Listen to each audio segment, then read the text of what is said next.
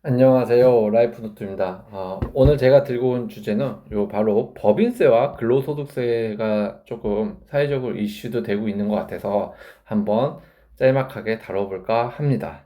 근로소득세가 뭐고 법인세가 뭔지 아마 추상적으로는 알고 있을 겁니다. 맞습니다. 그 추상적으로 알고 있는 개념이 더 그 이상의 개념은 없어요.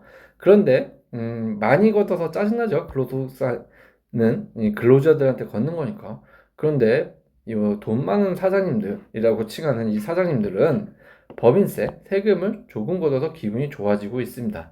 뉴스에서도 보면 아시겠지만 근로소득세는 좀 더 걷고 있는 추세고 법인세는 좀 더 인하하고 있는 추세인데 왜 이런 현상들이 생기는지 단순히 우리가 불만만 갖고 있으면 해결이 될 수 있는지 사회적으로 이게 많은 사람들이 불만을 갖고 그냥 공론화만 되면 해결될 수 있는 문제인지 아니라면 어떤 과정들이 있는지 어떤 과정들 때문에 인하하고 인상되는지에 대해서 생각을 좀 해볼 필요가 있을 것 같아서 갖고 와봤습니다.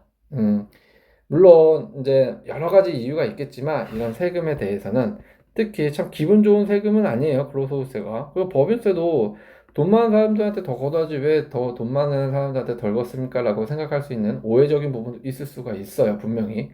그리고 또 그들만의 고충이 있는 거죠.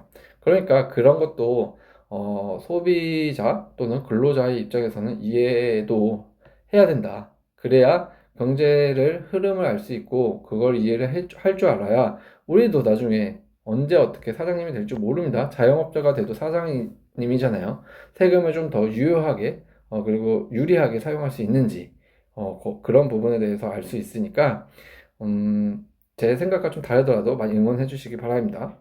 한번 시작해 볼게요. 자, 근로소득세는 뭐죠?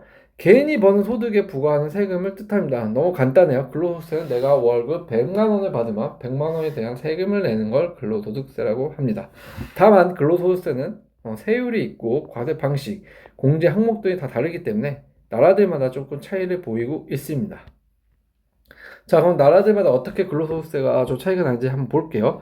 요 미국 같은 결국 미국, 한국, 일본, 유럽 국가들 모두 일단은 누진세라는 기본적인 공통점을 갖고 있습니다. 이 누진세가 뭐죠? 라고 한다면 결국 누진세라는 거는 쉽게 말하면 고정되지 않고 구간별로 세율을 부과하는 겁니다. 세금을. 그러니까 결국 많이 버는 사람한테 조금 더 부과하고 조금 버는 사람한테 조금 부과한다라는 개념으로 갖고 있으면 될 것 같아요. 그래서 이제 미국, 한국, 일본 그리고 유럽 국가들 모두 누진세를 채택하고 있는데 미국 같은 경우에는 37%를 이제 근로소득세를 낸다. 다만 연 한 578달러를 초과할 경우에는 연방세와 주별 소득세 나누어서 구별하는 게 그리고 또 주마다 세율이 좀 다른 게 특징일 수가 있고 정말 50개 주가 가까이 되는 이 주가 세율이 다 다릅니다. 정말 법이 다양하고 세금을 부과하기도 힘든 나라인 것 같아요. 한국 같은 경우에는 45%입니다. 연소득 10억 원 초과 시 지방소득세 10%를 추가로 부과를 하고요. 일본도 45%, 4천만 원 초과 시 주민세 10% 별도 부과. 네. 그러니까 미국 같은 경우는 요 주세마다 주별 소득세라고 해서 주마다 세율이 좀 다른 게 특징이고 한국과 일본 같은 경우에는 요 지방 소득세가 붙는다는 게 좀 차이가 있을 수 있네요. 그리고 독일, 유럽 같은 경우에는 사회보장세라는 비율이 좀 높다고 했는데 그러니까 사회보장세라는 게 추가가 되는 점 뭔가 초과시 사회보장세, 부유세 이런 이상한 항목들이 추가되는 세금이 조금 독특합니다. 그러니까 앞에 걸 정리한 건데 똑같이 지금 말한 사회보장세라든지 근로소득세 외 추가는 이게 뭐냐 뭐 사회를 말 그대로 사회를 운영하는 데 있어서 필요한 자금을 세금으로 걷는 겁니다. 네, 사회에 필요한 자금을 세금으로 걷는다. 이게 사회보장세가 되는데 기타 뭐 지역 운영비로도 사용이 될 수가 있고 그 지역에 그리고 그 지역에 필요한 복지, 노인 복지, 뭐 육아 복지, 기타 등등 해서 더 이런 세금을 좀 더 걷는다고 보면 돼요. 추가적으로. 그거 말고도 유럽 국가에서 할 수 있는 이런 복지 제도가 좋은 나라들은 다 사회보장세가 추가가 돼서 그런 돈으로 운영된다라고 볼 수가 있는 겁니다. 자, 그렇다면 우리 사장님들이 운영하고 있는 법인 회사는 대체 어떤 세금을 거둘까요? 법인세 이런 말을 많이 들어봤을 겁니다. 그럼 대체 법인세란 뭘까? 바로 기업의 순이익에 부과되는 세금입니다. 각국의 정부는 이 투자 유치를 위해 법인세율을 조정하기도 합니다. 그러니까 조금 근로소득세랑 차이가 뭐냐면, 왜 우리가 근로소득세를 좀 많이 걷고 법인세는 이렇게 덜 인하하죠? 더 인하하죠? 이런 말을 할 때가 있어요. 그 이유는 바로 이런 차이라고 보면 돼요. 근로소득세는 소득에 부과되는 거고, 법인세는 그러면 매출에 부과되는 건 줄 알았는데 매출에 아니라는 점. 순이익에 매출이 아니고 순이익에 부과된다는 점이 바로 큰 특징입니다. 그렇기 때문에 법인세를 인하하고 근로소득세는 인상한다는 그런 기사들이 있는 겁니다. 그러니까 똑같이 매출에 부여하면 더 말이 안 될 거예요, 법인세는. 그렇기 때문에 순이익에 부과한 게 좀 맞겠죠. 자, 그럼 어떻게 맞냐? 국가별로 특징을 한번 볼게요. 미국 같은 경우에는 법인세가 21%, 한국은 9에서 24%, 일본은 23.2%, 영국 프랑스가 좀 높죠. 25%입니다. 그리고 미국 항상 요 주별 추가세가 항상 붙어요. 네, 법인세가. 근데 트럼프 감세 정책 이후 35%인데 이게 낮아진 거예요. 원래는 굉장히 높았다. 우리나라도 이제 대개 2.2%, 1.2% 지방소득세, 중소기업은 낮은 세율을 적용을 합니다. 그 짝짝짝짝짝 해가지고 결국 인하를 하는 추세가 됐어요, 국가별로. 그 주요 특징을 보면 일단 미국은 21%의 주별 법인세가 추가가 되었다는 거고, 한국은 여전히 누진 구조, 소득 규모에 따라서 9에서 24%를 적용한다.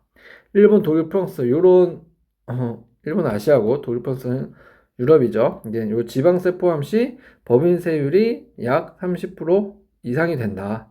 영국은 최근 19에서 25%를 올렸다. 인상을 했다. 미국은 인하를 했고 영국은 조금 인상을 했다. 인상을 한 세율이나 인하를 시킨 세율이나 좀 비슷하죠. 어쨌든 세계 각국의 이 법인세의 특징을 세율들을 보면 거의 22%에서 30% 내외에 비슷하게 흘러가고 있다. 네, 그렇게 보시면 될 것 같아요. 자, 그러면 근로소득세와 법인세의 특징을 한번 비교를 정리해보면 그 답을 알 수 있을 것 같은데, 근로소득세는 대체로 누진세를 적용한다고 했죠. 그리고 세율이 높아요. 많이 높죠. 그리고 법인세는 대부분 20%에서 30% 수준이다. 국가별로 지방세 포함 여부가 중요합니다. 미국, 한국처럼 연방, 지방세가 나뉘는 국가는 지역에 따라서 좀 세부적인 차이가 발생하고요. 투자 유치를 위해서 법인세는 낮추고 근로소득세는 높이는 경향이 있다라는 겁니다. 자, 그 이유를 이제부터 말을 할게요. 법인세 인하 왜 하죠? 투자 유치라고 말을 했죠. 그 이유들은 기업들이 어떤 회사들이죠? 대부분 생산성을 갖추고 있거나 생산 설비, 공장들을 갖고 있는 회사들이 굉장히 많습니다. 그러니까 본사는 미국에 있더라도 생산 공장은 중국이나 뭐 한국이나 베트남이나 방글라데시나 이런 데 있는 경우가 많습니다. 그 이유는 세금이 낮고 이제 임금이 낮은 곳을 찾아 다니는 거죠. 그러니까 기업이라는 입장에, 그리고 기업이라는 이 구조는 언제든지 세금에 따라서 이동을 할 수가 있다. 그렇기 때문에 당연히 세금이 낮은 곳에서 장사를 하고 싶어 하고 생산시설이나 생산 공장을 짓고 싶어 하는 건 당연합니다. 이를 이제 전문 용어로 요 조세회피, 조세 경쟁이라고 하는데, 당연히 이렇게 기업들이 들어오면, 예를 들어서 조그만 개발도상국에 테슬라 공장이 하나가 들어왔다고 쳐봅시다. 요 개발도상국 같은 경우에는 임금이 굉장히 작죠. 그런데 테슬라 같은 이런 대기업이 큰 공장이 들어온다면 개발도상국은 가뜩가나 먹고 살기도 힘든데 일자리가 엄청나게 창출되는 거겠죠.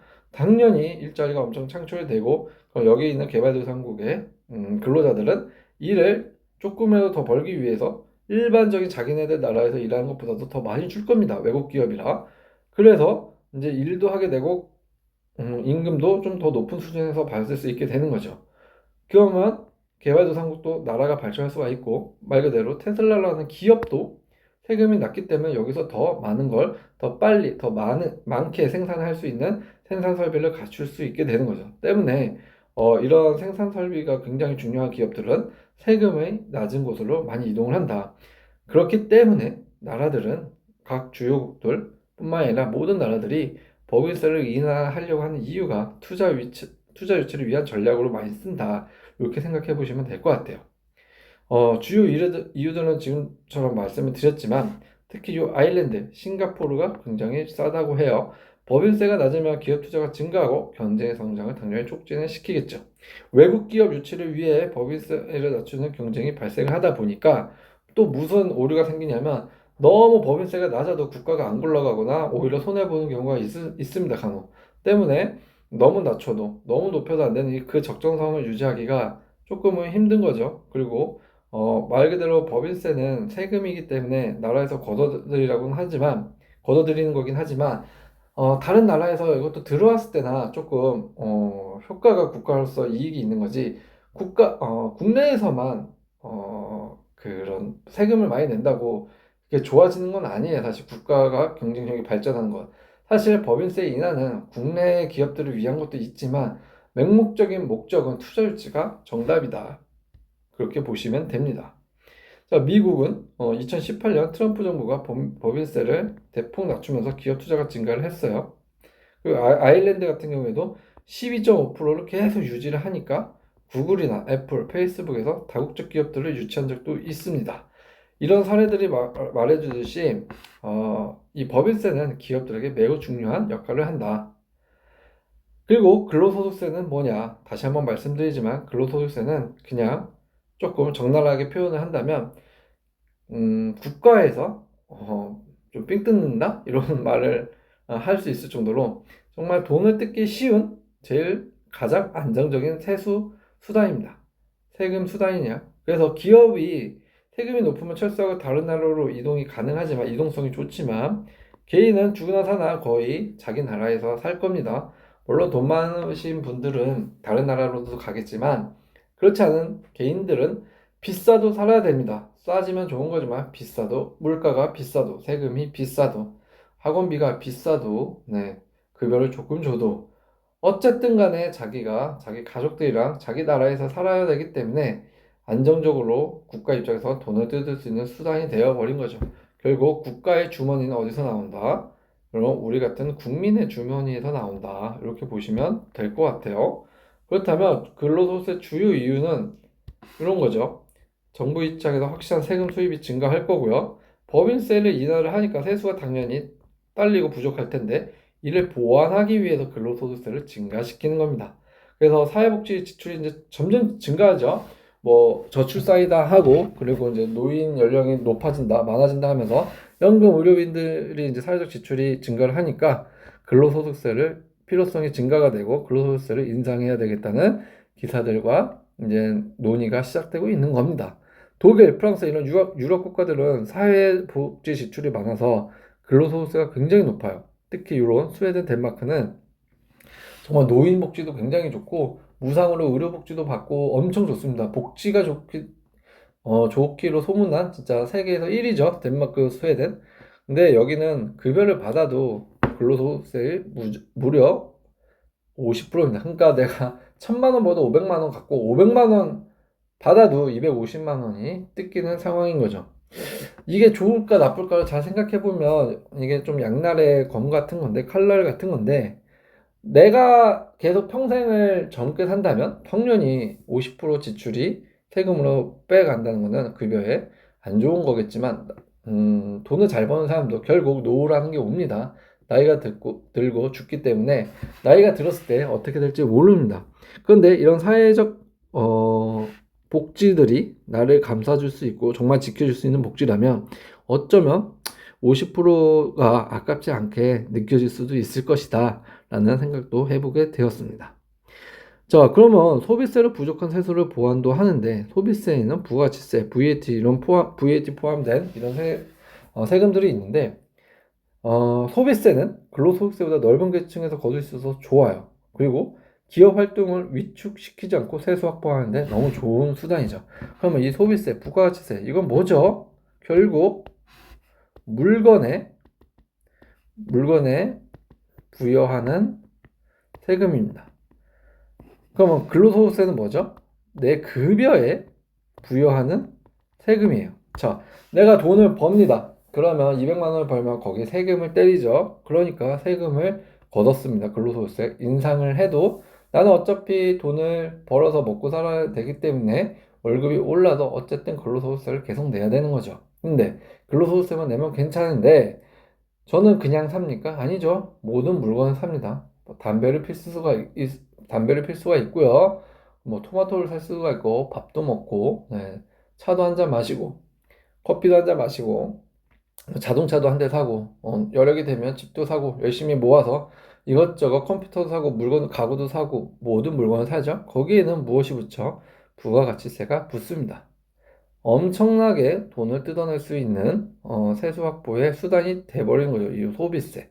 그러니까 근로소득세와 소비세는 그냥 떼어낼 수 없는 어, 두 개의 그냥 세트다. 이렇게 보시면 돼요. 그러니까 일본 같은 경우에는 소비세를 5%에서 쌌었는데 10% 인상이 됐죠. 저희는 10%지만 유럽 같은 경우에는 무려 VT가 20% 이상이 일반적이라고 하네요. 그러니까 돈도 내 급여에서 뜯고 또 물건에 부과하는 세금도 많다 보니 당연히 돈이 세수가 확보가 될 거고 이 세수로 이제 또 법인세를 인하해 준다. 사장님들 열심히 사업하고 이제 또 근로자들 열심히 늘려서 일자리 창출을 해서 경제 이바지하려고 법인세를 인하를 해드리는데 과연 그게 실효성이 또 있냐라는 거죠.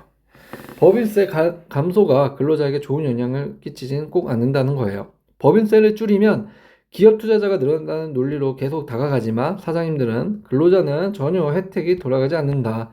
피부로 느낄 수 없는 혜택들이다. 기업 이익이 늘어도 임금 상승이 보장되지가 않습니다. 몰라요. 국가들은 그래도 모르고 계속 투자 유치를 위해서 법인세 인하를 해주지만 임금 상승이 보장되지도 않고 상승되는지도 모르겠습니다. 기업의 법인세 감면이 배당 증가나 주주 이익으로만 흘러간 거죠. 결국 법인세 감면은 뭐다? 그냥 기업의 주주들, 기업의 일가들, 기업만 좋은 일 시키는 거다라고도 생각되는 거죠. 미국 같은 경우에는 예를 들면 법인세 감면 18년도에 했다고 했죠. 기업의 현금 유보가 증가했지만 근로자 임금 상승 효과는 제한적이었다고 하네요.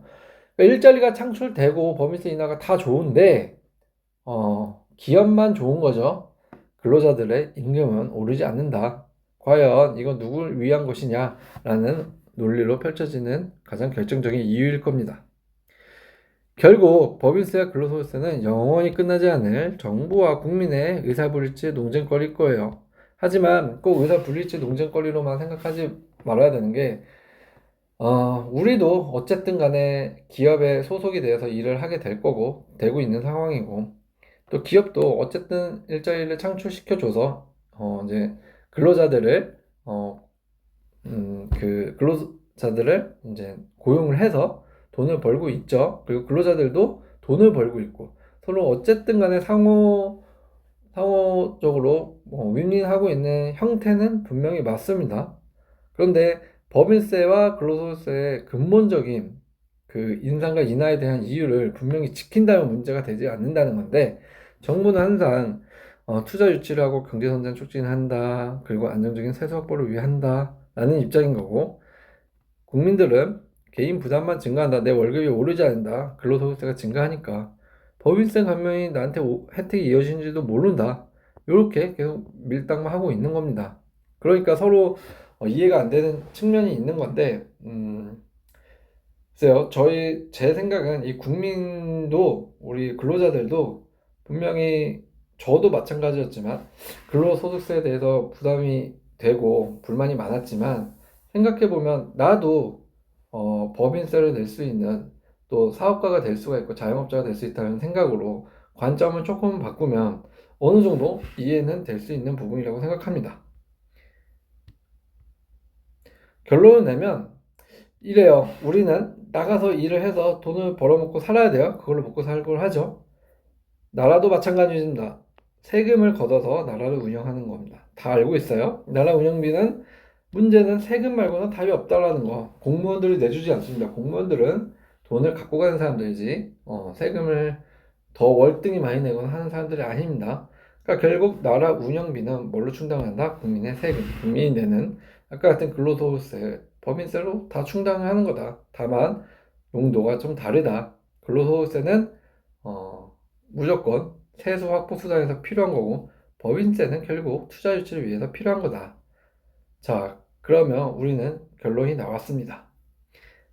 근로소득세가 내려갈 일은 아무리 봐도 앞으로는 없을 것이다.